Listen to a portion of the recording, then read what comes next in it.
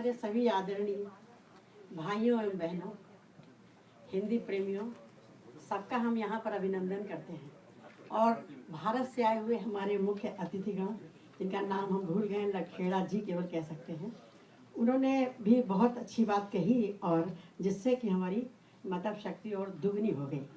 तो हम आपसे ये जरूर कहेंगे कि जैसे कि इस संस्था का युवा हिंदी संस्था, इसकी उम्र अभी 3 वर्ष है। 3 वर्ष का बालक चंचल होता है, इधर उधर घूमता फिरता है, कभी किसी से टॉफी मांगता है, कभी कुछ करता है। इसलिए हम लोग भी संख्याएं मांग रहे हैं। और इसके संबंध में हम पहले जरूर कहेंगे कि अरे हम चले तो आंधियां तूफान खुद भी चल पड़ेंगे, सागरों की बात क्या हिमगिरी सरीके चल पड़ेंगे। ये न समझो ये हवाएं पथ हमारा रोक लेंगी, अरे हम चले तो दीप क्या सूरज हजारों चल पड़ेंगे। हम लोगों ने अभी तक 3 विश्वविद्यालय में कभी नहीं पढ़ाया है। हम 3 विश्वविद्यालय में अलग पढ़ाया करते थे, अब हम केवल एनवाई में पढ़ाते हैं। और वहाँ पर बढ़ते हुए छात्रों की संख्या देखकर ऐसा लगता है कि जो छात्र हैं वो अपने माता पिता को दोष देते हैं कि उन्होंने उन्हें हिंदी नहीं सिखाई है। तो सबसे पहले तो हम आपसे यही कहेंगे कि जितने लोग हैं अपने बच्चों से हिंदी बोलें, पड़ोस के लोगों से हिंदी बोलें। और हम हालांकि हम कविता कहने के लिए आए हैं, लेकिन हम कुछ और कहने लगे।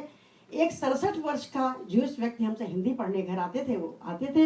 हमने उनसे पूछा आप हिंदी क्यों पढ़ रहे हैं? उन्होंने कहा आज तक किसी भी संस्कृति में मैंने ये नहीं देखा कि कोई किसी के पैर छू करके किसी का सम्मान करता हो, भारत को छोड़ करके। तो उस दिन मुझे पता चला कि हम लोग कहाँ पे हैं। हिंदी के साथ साथ हम आप लोग जरूर कहेंगे कि हिंदी और अंग्रेजी को भी कोई इंग्लिश कई बार आया। हिंदी और इंग्लिश को तो हम अलग नहीं कभी कर ही नहीं सकते और अब नहीं कर सकते, चाहे हिंदी बोल लें। और अभी विज्ञान की किताब के लिए कहा है, यहाँ फणिभूषण दास जी हैं जिन्होंने की चिकित्सा विज्ञान की पुस्तकें हिंदी में लिखी हैं। शायद पता नहीं मालूम है कि नहीं पता है। तो हम हिंदी के लिए जरूर कहेंगे कि एक बार की बात है, एक सज्जन थे, तो पता ही हम लोग यहाँ पर गाय करते हैं, गाय करते हैं। वो नए हिंदुस्तान से आए थे, तो लोगों ने उनसे कहा ए गाय 1-2 बार उन्होंने सुन लिया। फिर उन्होंने कहा सुनो बहुत हो गया गाय कहते, अब की गाय कहा तो मैं तुम्हें भैंस कहूंगा। एक बात और आपको बता देना चाहते हैं, आप सबको हिंदुस्तान याद आ जाएगा। पहली बार जब हम जहाज से चढ़े, कक्षा 3 में हमने पढ़ा था, जितनी उम्र इस संस्थान की है वो यादगार देखिए मेरी कितनी अच्छी थी कि हमें पता लगा कि कमर में एक पेटी बांध दी जाती है जब जहाज में चढ़ते हैं। हमने ध्यान नहीं रहा, उत्तर प्रदेश के हैं, जैसे लोग होते हैं वैसे ही थे। जब जहाज पे बैठने के बाद तो वो मुस्कुराती हुई रसोई, हम भी मुस्कुरा दिए। वो समझ गई कि ये कुछ गड़बड़ है, वो हमको पट्टी बांध के चली गई, जिसको सीट बेल्ट आप लोग कहते हैं। तो वो बांध के चली गई, तो लेकिन वो खोलनी नहीं आती थी, उसको बड़ी देर कोशिश किया, बंदे बैठे रहे बड़ी देर तक। जरा देर के बाद टेलीविजन पे देखा कि वो कह रहा था कि अगर ये गिर जाए, जहाज गिर जाए या कुछ हो जाए तो आप ये जो है ये पैरासूट से उतरिएगा। हमारी जान निकल गई, पहली बार बैठा। हमने कहा ये अगर खराब था तो ये उड़ा ही क्यों था? अगर ये जहाज खराब था तो उड़ा क्यों? बीच में कहाँ कह रहा है अरे गाड़ी का एक्सीडेंट हो तो कहीं ना कहीं भिड़ जाएगी। तो इसलिए हमने कहा ये तो बहुत फिर किसी सत्र देखते रहे और वो बंद नहीं हो रहा था बताना कि ऐसा करिए वैसा करिए। हम सोचने लगे कि ये है कहाँ पैरासूट, कहाँ क्या है। लोगों का बस एक सरदार जी मिले, हमने कहा वैसा क्या ये जहाज खराब है? आवाज खराब हो चुकी थी, पहली यात्रा थी। तो उनका नहीं ये जब नहीं खराब नहीं हुई तो क्या आप पहली बार बैठी हैं? बड़ा ताव है यार, आप भी तो कभी बैठोगे पहली दफे। हमने कोई सहारा नहीं था, हमने कहा हाँ पहली बार बैठे हैं। बोले ये हर में दिखाया जाता है। हमने कहा और सब ठीक है? बोले हाँ ठीक। हनुमान चालीसा पढ़ी थी उस समय हमने। जब थोड़ा और ऊपर बढ़ के गए तो वहां पर किसी ने कहा कि इतनी ऊंचाई पर चल रहा है, दोबारा धड़कन बढ़ गई, दोबारा चालीसा शुरू। फिर उन्हीं के पास गए, ब्रिटिश एयरवेज से आए थे। पहली बार पति लोग बड़े अच्छे जहाज से बुलाते हैं, बाद में सब इतिहास से भेज दे, कुवैत से भेज दे। हाँ तो उसके बाद तो बंद हो गया, अच्छी बात है।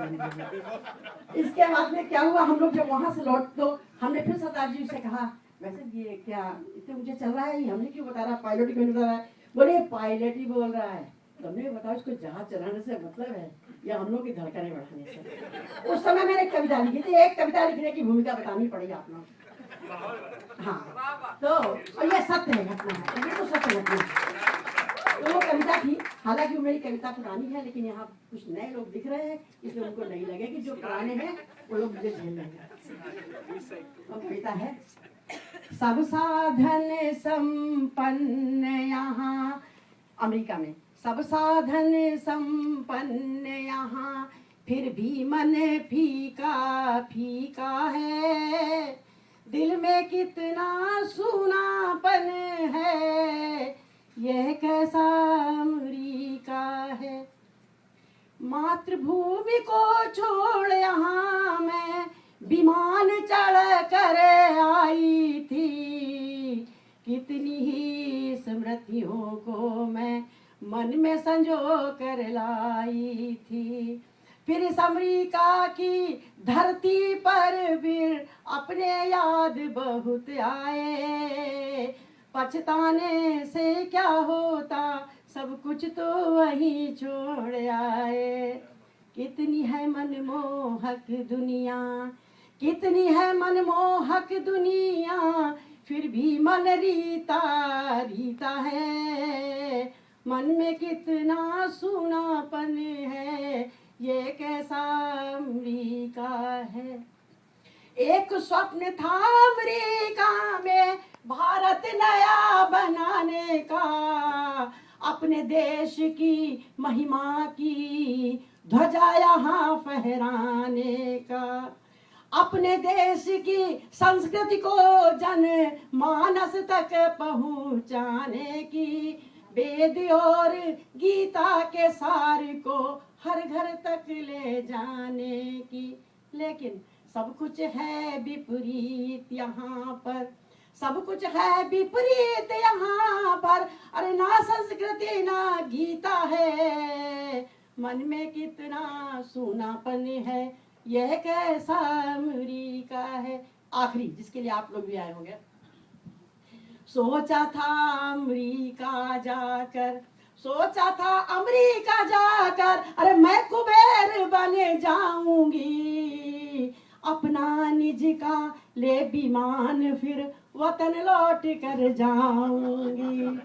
कहीं पेड़ पर डॉलर होंगे, कहीं वृक्ष पे डॉलर होंगे, उन्हें तोड़ ले जाऊंगी, और डॉलर वृक्ष का छोटा पौधा अपने आंगन में लगाऊंगी।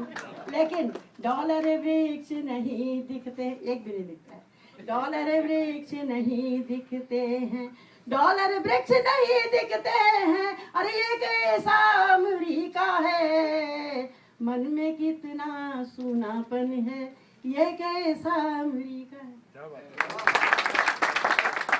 अभी हम मुझे गंभीर जी पर कुछ नहीं कहेंगे, सामने तारीफ नहीं करेंगे, लेकिन फिर भी हम ये कहना चाह रहे हैं, जो कुछ कहना चाह रहे थे वो रुक गए, क्योंकि ऐसा लगता है कि सूरज के आगे दिया दिखाने लगे।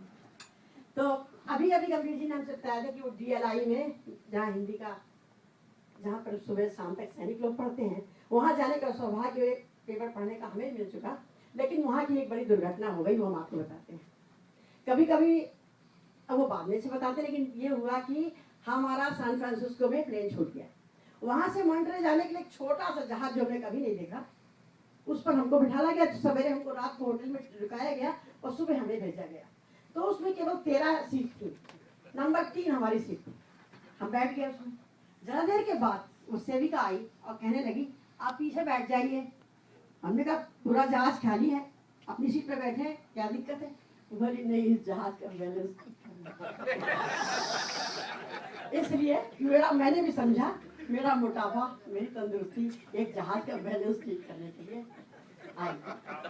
हाँ, तो जब DLI का नाम कोई लेता है तो हमको अपनी घटना याद आती है, और जैसा मैंने कहा, हंसना बहुत मुश्किल, अपने ऊपर हंसना बड़ा मुश्किल है। भारत से जब हम अमेरिका चले थे तो लोगों ने हमसे बहुत कुछ कहा था। अमेरिका के लिए जब हम नहीं आए थे, तब यहाँ के लिए बहुत कुछ कहा था। करती हूँ वर्णन उसका यहाँ पे कि लोगों ने हमसे ये क्या क्या कहा था। किसी ने कहा था कि सौंदर्य नगरी किसी ने तो परियों का देश बताया, किसी ने चटक रंग के बंधुओं को साक्षात शिव का बराती बताया। किसी ने कहा था इस ऐश्वर्य नगरी में जितना भी चाहो तुम खूब भोग कर लो। भारत से जब हम अमेरिका चले थे, किसी ने कहा था कर्म स्थली है, काम करने की जगह है ये। किसी ने कहा था कर्म स्थली है, जितना भी चाहो यहाँ काम कर लो। जहाँ पर भी देखो है वांटेड का साइन, वहीं जाकर अपना प्रार्थना पत्र भर दो। ब्लिम्पी में कर लो, डंकिन डोनट में कर लो, और हो समय मैकडॉनल्ड में कर लो। भारत से जब हम आखिरी, किसी ने कहा था कि प्रेम स्थली है, जिसको भी चाहो वहीं प्यार कर लो। सबवे में कर लो, रेस्टोरेंट में कर लो, खुले आकाश के नीचे कहीं प्यार कर लो। और पार्ट टाइम कर लो, फुल टाइम कर लो। अगर एक आदमी को एक दिन में कई औरतों के पास प्रेम करने जाना है, या एक औरत को कई आदमियों के पास एक दिन में जाना है, तो शिफ्ट बदल करके वीकेंड में कर लो, पार्ट टाइम कर लो, फुल टाइम कर लो, शिफ्ट बदल करके वीकेंड में कर लो। और फिर भी जो हसरत अधूरी बची हो, फिर भी जो हसरत अधूरी बची हो, तो वैकेशन लेकर ओवर टाइम कर लो।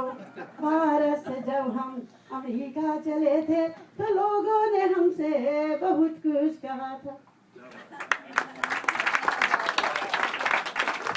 तुम्हारे आंगन में हम दीप जलाने आएंगे, कश्मीर तुम्हारे आंगन में हम पुष्प चढ़ाने आएंगे।